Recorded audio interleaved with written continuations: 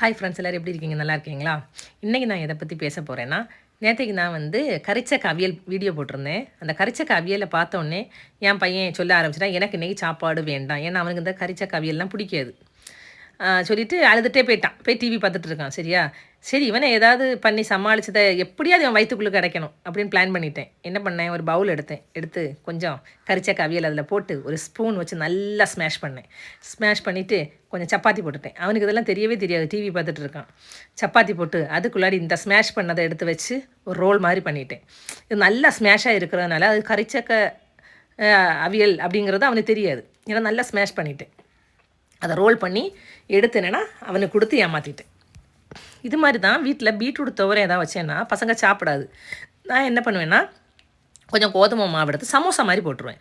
போட்டு உள்ளுக்கு அந்த பீட்ரூட் துவரை நான் ஸ்டஃப் பண்ணி எண்ணெயில் பொரிச்சு எடுக்கிறப்ப அவங்களுக்கு ரொம்ப டேஸ்ட்டாக இருக்குன்னு சாப்பிடுவாங்க. தனியாக நான் பீட்ரூட் துவரம் கொடுத்தா சாப்பிட மாட்டாங்க.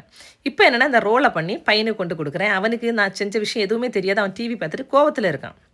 ஏன்னா நான் மசாலா கறி வச்சுட்டேன் அப்படின்னு. இப்போ பாருங்கள் அவன் ரியாக்ஷனை. இவனை பொறுத்தவரை எப்படின்னா எல்லா விஷயமும் சாப்பிட மாட்டான். கொஞ்சம் செலக்டிவாக தான் சாப்பிடுவான். நான்வெஜ்ஜில் ஃபிஷ் எதுவுமே சாப்பிட மாட்டான். இவனை சமாளிக்கிற ரொம்ப கஷ்டம். அதனால் இப்படி ஏதாவது செஞ்சு தான் நான் சமாளிப்பேன். சரியா? நீங்களும் என்ன பசங்க ஏதாவது சாப்பிடலைன்னா இப்படி ஏதாவது பண்ணிடுங்க. சரியா? ஏன்னா நம்ம பண்ண பொருள் வேஸ்ட்டும் ஆகக்கூடாது, பசங்க சாப்பிட்டும் ஆகணும். சரியா? அதனால் இந்த மாதிரி டிப்ஸை ஃபாலோ பண்ணுங்கள். என்னோடய வீடியோ பிடிச்சிருந்தா எனக்கு லைக் பண்ணி ஷேர் பண்ணி சப்போர்ட் பண்ணுங்கள் ஃப்ரெண்ட்ஸ். தேங்க்யூ.